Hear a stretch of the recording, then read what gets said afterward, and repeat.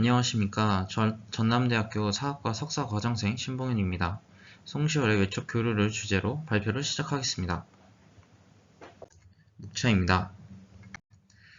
네, 먼저 선행연구입니다. 선행연구에서는 주로 정치 분야에서 송시열과 외척 간의 대립을 설명해왔습니다.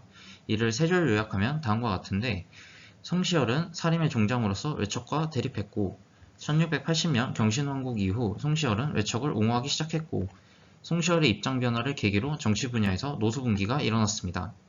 하지만 이러한 설명이 올바르기 위해선 송시열이 1680년 이전에는 외척과의 접촉을 꺼려했거나 차단했을 것이란 전제 조건이 필요합니다. 그러나 실제로 1680년 이전부터 송시열과 외척과의 교류가 확인되며 특히 혈연 관계가 발견됩니다. 사림의 종장이란 위상에 걸맞게 송시열은 사회적으로 매우 넓은 범위의 인적 교류망을 형성했던 인물이며 그 실체는 시, 편지, 묘도 문자 등을 통해 확인할 수 있습니다. 하지만 그의 인간관계가 정확히 어떤 과정을 통해 형성됐는가는 설명이 부족합니다. 기존에는 정치적으로 서인 노론계, 학문적으로는 율곡 학파의 틀로서 송시열의 주변 인물들을 설명해왔습니다. 그러나 이 두 가지 틀만으로는 송시열과 외척과의 관계를 이해하기 어렵다고 생각합니다. 따라서 본 발표는 다음의 자료를 통해 송시열의 인적 교류망을 세밀하게 검토함으로써 송시열의 교류 관계를 제고하고 조선시대 개인이 인적 관계를 형성하는 새로운 틀을 탐구하고자 합니다. 송시열이 교류했던 외척은 크게 두 가지 경우로 구분할 수 있습니다. 하나는 송시열의 은진송씨 가문과 직접 혈연이 있는 경우, 다른 하나는 없는 경우입니다. 화면의 그림은 송시열을 중심으로 인적 교류망이 어떻게 외척 가문으로 확장했는가를 보여줍니다. 해당 그림에서 붉은색은 선조 숙종대 왕실과 혼인관계를 형성했던 인물의 직계가계를 표시한 것입니다.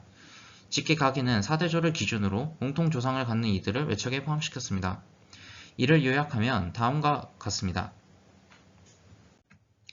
먼저 직접 혈연이 있는 경우는 송시열의 직계 혹은 친척과 혼인한 이들을 말합니다. 시는 박세채, 김광창, 권씨 이다나, 민유중, 김만기, 김우명, 이경여 등이 이에 해당합니다. 다음으로 직접 혈연이 없는 경우는 송시열의 직계 혹은 친척과 혼인하지는 않았지만 은진 송씨 가문의 외가와 혈연이 있거나 송시열과 정치 학문적으로 소통했거나 묘도 문자 및 문집의 서문 발문 등을 부탁한 이들을 말합니다. 황진 이희조, 홍명하, 정만화 등이 이에 해당합니다. 이상 언급한 인물들은 각자 외척이 되거나 외척과 관계를 맺었던 시기는 모두 다르지만 기록상 1680년 이전부터 송시열과 관계가 있었음이 확인됩니다. 향후 송시열과 인물들의 방문 빈도, 서로 간 호칭, 혼인 시기 등을 확인하여 내용을 보충하고자 합니다. 기존 연구는 송시열의 외척 인식이 1680년을 기점으로 변화했다고 보았습니다. 1680년 송시열은 외척과 관련하여 세 가지 정치적 사건을 경험합니다. 6월에는 국구 김만기와 김석주의 주도로 일어난 경신황국의 결과 6년 만에 유배 생활에서 벗어났습니다. 10월에는 광성 김씨 김만기의 딸이자 김장생의 고손녀였던 인경왕후가 사망했기 때문에 이듬해 송중길의 외손녀가 인현왕후에 오를 수 있었습니다. 12월에는 2차 예성 논쟁 때 대립했었던 청풍 김씨 김우명의 딸인 명성왕후가 직접 편지를 보냄으로써 송시열이 조종으로 들어갈 명분을 획득했습니다. 선행연구에서는 세 가지 정치적 사건의 결과 송시열이 외척을 긍정적으로 바라보기 시작했음을 밝혔습니다. 하지만 선행연구는 송시열, 김장생의 후손 김만기, 친척 송중길의 외손녀 인현왕후, 민씨와의 관계 혹은 청풍 김씨와의 정치적 기락만을 다뤘을 뿐 기타 외척과의 관계를 다루는 데에는 소홀했습니다. 하지만 송시열이 이미 1680년 이전부터 외척과 관계를 맺고 있었다는 사실을 상기한다면 기존의 설명은 재고할 필요가 있어 보입니다. 따라서 송시열이 언제부터 외척과 관계를 맺기 시작했고 그 계기는 무엇이었는지 살펴보아야 합니다. 첫 번째, 1653년 송중길은 여러 친족과 함께 작업하여 그들의 선조와 선조고 쌍청당 부군 묘표 자손기를 만들었습니다. 해당 자손기는 은진 송씨뿐만 아니라 다른 성씨의 외손들까지 포함한 기록으로 대표적으로 김우명, 신익성, 홍득기 등의 이름이 있습니다.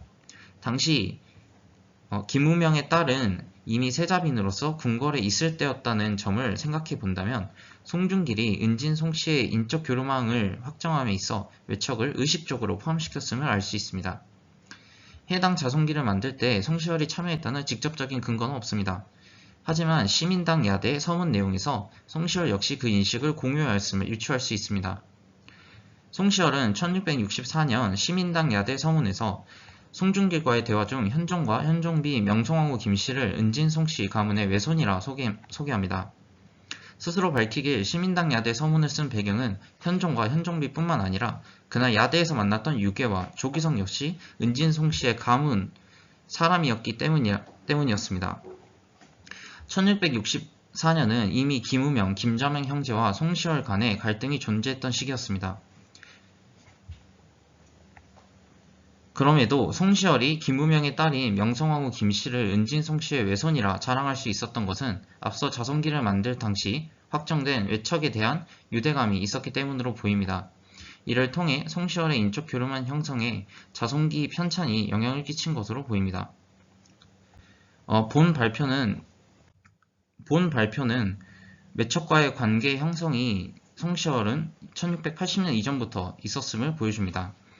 송시열은 외척 교류 형성에 있어 정치 학문적 영향 이외의 가문적 맥락 역시 중요하게 작용했던 것으로 보입니다.